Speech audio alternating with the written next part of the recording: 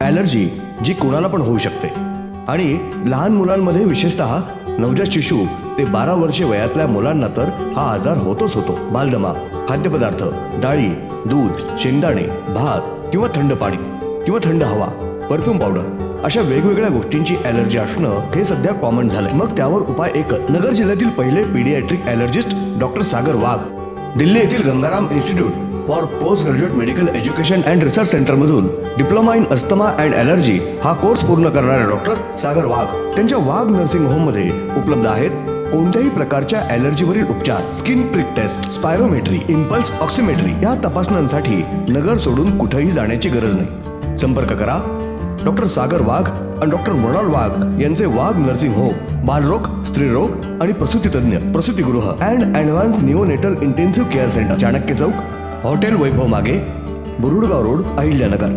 मुख्यमंत्री साहेबांकडे आमची एकच मागणी आहे की आज दादाच्या आमरण उपोषणाला 4था दिवस होते. त्यांची तब्येतीकडे बघून म्हणजे खूप दुःख होते.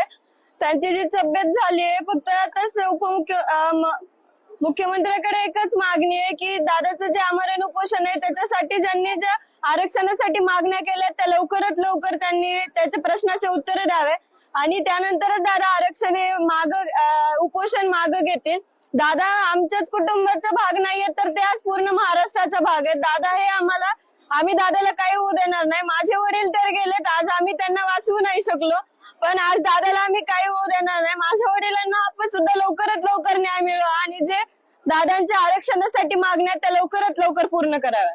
दादा त्यांची म्हणजे तब्येत आज खूप खालावली आहे.